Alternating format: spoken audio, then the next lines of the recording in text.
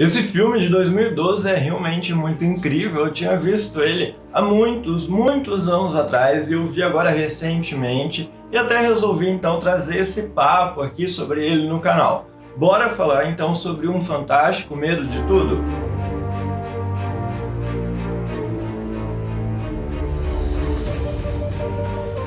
Eu sou o Márcio Júnior, esse aqui é o Projeto Inocente, até o espaço aí da cultura pop, onde a gente fala sobre livros, séries, filmes e HQs. Pois é, e esse filme é uma lição imensa ali sobre cinema.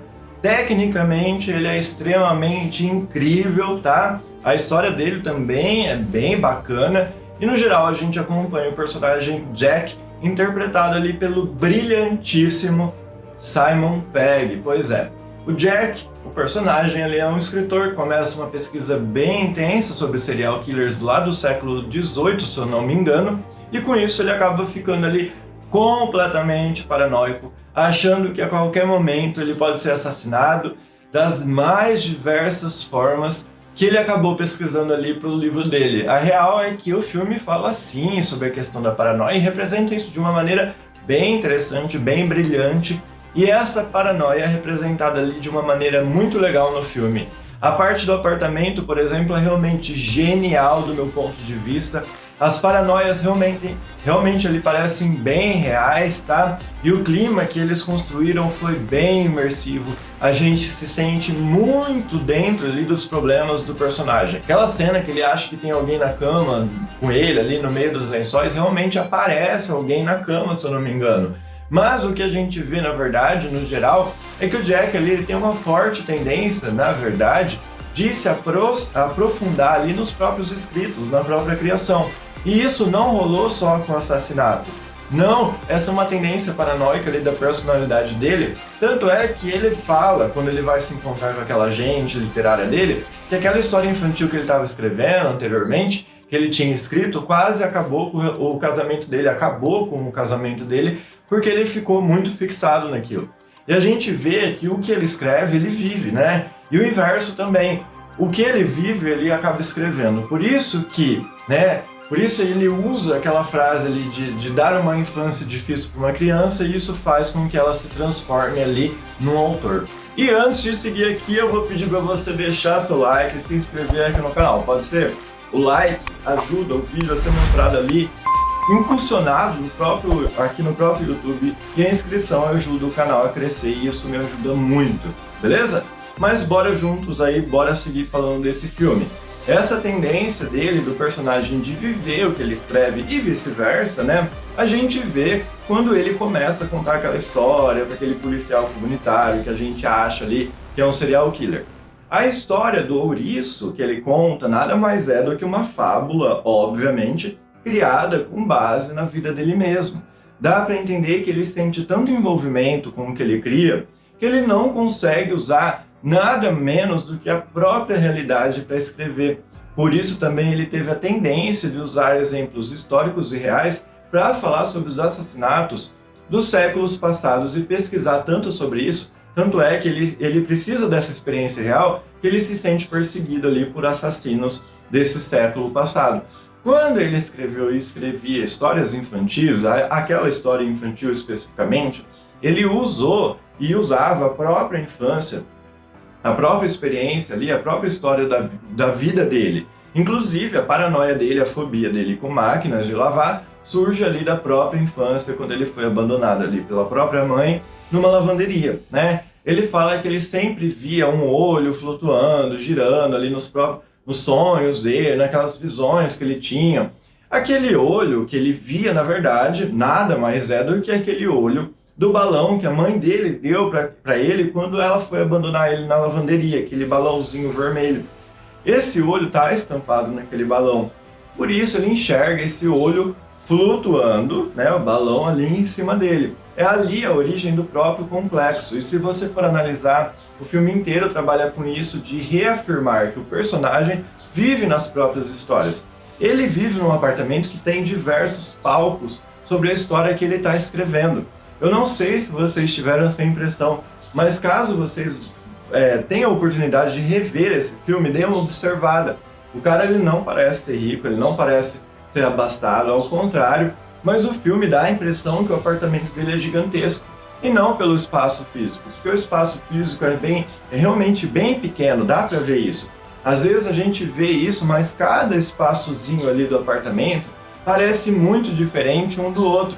Isso vem para mostrar duas coisas. Primeiro, que cada parte vai servir ali de palco aí para uma parte da imaginação dele. É como se fossem vários cenários em um. Sabe quando você vai ver uma peça de teatro? Lá no palco tem várias partes de vários cenários, uma em cada canto ali do palco? Então, cada partezinha vai servir de cenário para uma cena da paranoia dele. Por isso dá uma impressão, na verdade, de ter muita coisa. E realmente também simboliza, na verdade, que ele tem muita coisa de verdade, né, ali no apartamento, que é tudo uma bagunça.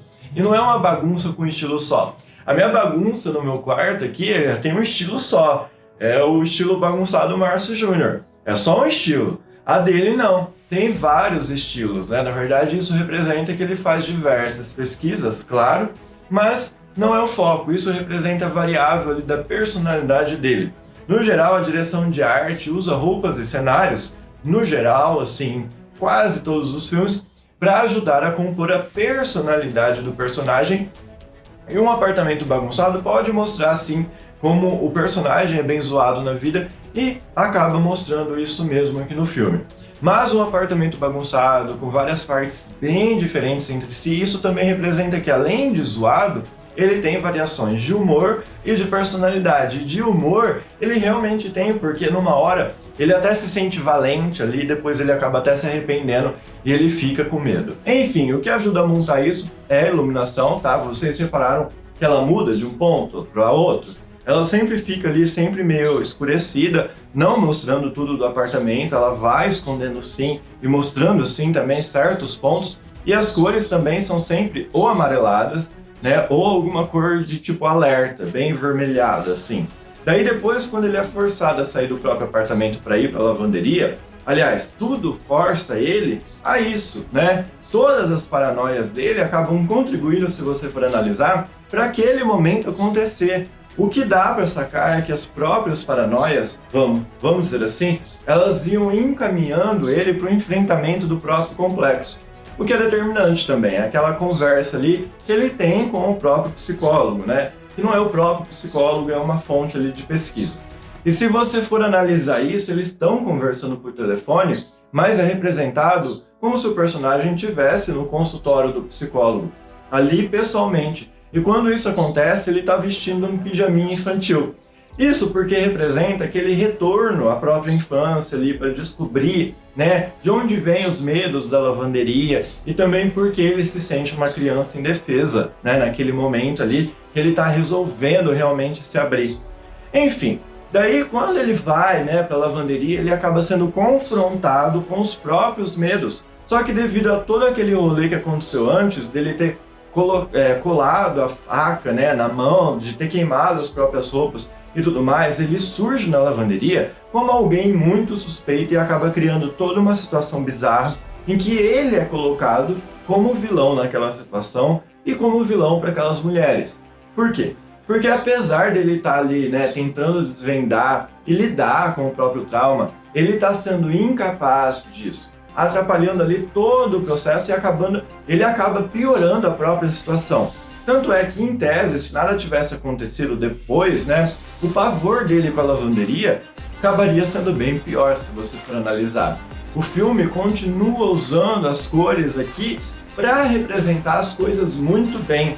O vermelho do porão ali, se vocês lembrarem dessa cena, acaba representando ali o risco que ele e aquela moça estavam correndo, né? Mas um ponto bem bacana é que naquela situação do porão, uma situação de morte iminente, eles estavam quase para morrer basicamente, que ele consegue, é naquele momento que ele consegue lidar ali de fato com os próprios problemas, porque ele acaba se identificando com o cara que ia matar os dois. E é bem genial isso. Não que ele se identifica com o fato da morte em si, né, de ser um assassino, mas é genial porque ele sozinho não consegue nada. Quando ele estava sozinho, ele acabou ficando paranoico ali no próprio apartamento, né? Causou todos aqueles problemas ali na lavanderia. Mas quando ele se enxerga no outro, ele consegue lidar melhor. Talvez seja por isso também que ele tenha virado escritor, né? Por isso também que ele se aprofunda tanto nas histórias, porque é quando ele olha para os personagens, para algo exterior, que ele consegue resolver os próprios problemas, apesar de se aprofundar neles, nesses próprios problemas que ele tenta resolver. Ele precisou encontrar alguém que também foi abandonado, deixado de lado, para ver o problema e conseguir lidar com isso. Dá para entender?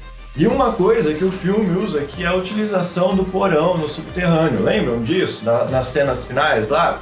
Eu sempre falo isso porque eu gosto muito desse detalhe da linguagem cinematográfica, porque eu acho muito interessante. No geral, cavernas, porões ali, coisas subterrâneas indicam o subconsciente. Quando ele estava preso lá no porão, ele foi forçado a lidar com os próprios problemas de verdade. Tipo, não se pode lidar com os problemas de verdade sem estar inteiramente disposto a lidar com isso, certo? O subconsciente dele estava em perigo, por isso que estava tudo avermelhado, né? O subconsciente dele estava em perigo devido a todos os traumas dele, e ali ele consegue lidar. Dá pra entender? Eu gosto muito real, assim, real mesmo desse filme. Eu acho que ali ele não tem toda a visibilidade que ele merece. Os caras conseguiram fazer um filme muito interessante que te envolve real, sem precisar recorrer ali a coisas muito extremadas, um roteiro muito mirabolante ou coisa do tipo. Eu gosto demais.